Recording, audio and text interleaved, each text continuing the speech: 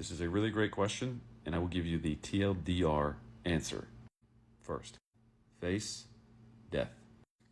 Death is the greatest human fear. Death is what you're afraid of when you are anxious and afraid to be rejected by a person. Or death is what you're afraid of when you avoid people that you would like to be intimate with or want to be intimate with you. Dr. Robert Glover, in the book No More Mr. Nice Guy, talks about this. He describes these attachments that we form as survival mechanisms for dealing with parents that are either abusive or neglectful. As a child, we have huge egos because we need to survive, right? So, and we are very focused on ourselves. A child is afraid of dying. If their parent is neglectful, they're afraid of dying. If their parent is hurtful, they try to avoid that parent. And then we take that relationship pattern into the relationship we have with everything else in our life outside of the relationship with our parents. So the answer to your question is to deal with that childhood fear of dying from being rejected or hurt by facing death, ultimately. And death, you can think of it as like a spectrum, is the greatest human fear is to die. And anything else you're afraid of generally is on that scale. Approaching a girl that you find attractive or a guy that you find attractive and you're scared to do it. You're afraid of that person rejecting you, and then that kind of relates back to you of like, of dying is the argument I would make. So in practical terms, how you can apply that answer of face your fears, face death, is act unafraid. So for me, since I was chronically single, I had to get over my fear, and dating apps weren't working. I had to get over my fear of approaching women. And I have approached many women. And it took a long time, but eventually it started to work. Eventually, because I had all this anxiety, I had to suffer a ton. I just did a lot of volume because I was chronically single. If you're someone who's always in a relationship, you need to spend time being single and be with yourself. But for me, ultimately the answer is you are the answer. But for me, I had to realize that through the process of trying to be in a relationship. Here are some very practical things that I did. Number one, as I mentioned, I started cold approaching a lot of women. Just started going on a volume of dates, getting a lot of experience, which illuminated aspects of myself that were previously dark or that I was unaware of. I experienced a lot of little deaths of relationships that just never happened, or relationships that were very short that just died, or relationships that went on for a while and I was actually like really excited about, but they died too. Funny enough, the French actually have a word for orgasm. It's called la petite mort, the little death. Not totally related, but interesting. So for me, it's been this constant process of facing my fears and learning to let go of things. Let go of people, let go of things that just weren't meant for me. This is a good book that you can read. It's in my TikTok showcase. It explains attachment theory, but the true value that I got out of it was, one, identifying my attachment style, and two, identifying what a secure attachment style looked like. It provides a lot of examples, and when I would run into situations, I would just reference this book, and I'd be like, oh, that's what I'm supposed to do. Kind of like fake it till you make it. Another really practical exercise, a thought exercise that I would use when I was feeling anxious or avoidant, was something I got from a Shaolin monk here on TikTok, actually, a few years ago.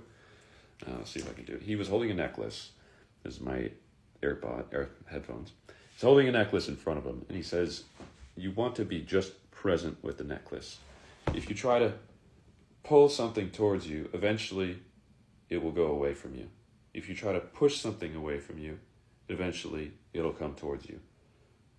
Just be present. So when I feel anxious, I think about this, and it helps.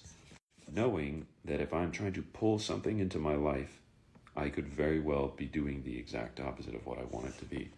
If I'm trying to push something away from me, chances are it'll come back and smack me in the face. Part of the reason of why I healed my relationship with my father was I know that I want to be a father one day, and I don't want what happened between me and him to happen between me and my son, or me and my daughter. Another super practical thing that I just figured out for myself that changed my life too was I was absolutely in love with this girl that I met during the pandemic. And if you're watching this, hey, we're good. I was absolutely in love with her, and it was like a long distance thing, but I was like hardcore friend zone.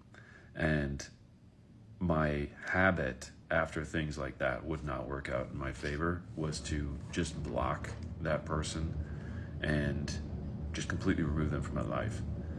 What I decided to do instead was the exact opposite. So, as an anxious person who would do all this protest behavior if something didn't go my way, I decided to do the exact opposite, which was just to be present with her and stay in that friendship for as long as I could and deal with the emotions that came up on my own.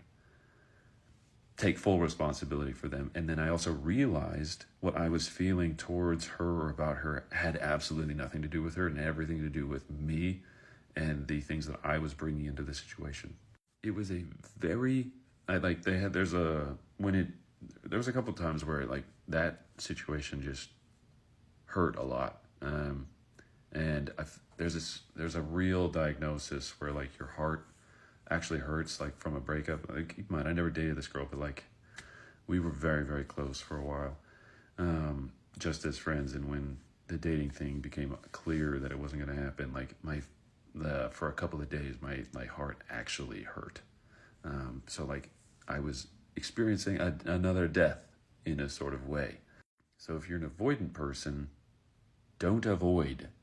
Stay and just do the exact opposite of what you are telling yourself to do.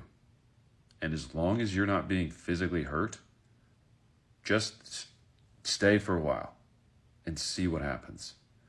If you're anxious, don't pull yourself away, pull back and just be present, even if it hurts, and just learn about that experience. At the end of the day, fixing this is about learning that you will be okay, no matter what. You do not need someone else to make you feel valuable, or if you're an avoidant, learn to understand that most people in the world not only won't hurt you, but many of them even could love you. So face what you are afraid of, and that's the solution. It could be, honestly, you could even start with things that have nothing to do with dating or relationships. Face your fear of, like when the bridge collapsed in Baltimore, I found out that people are still afraid of driving over bridges. Face that fear if that's a thing for you. Or face your fear of talking to your boss at work. As you eliminate the fears in your life, you'll become a more secure person, and you'll have more bandwidth and wherewithal to face your dating and intimate relationships.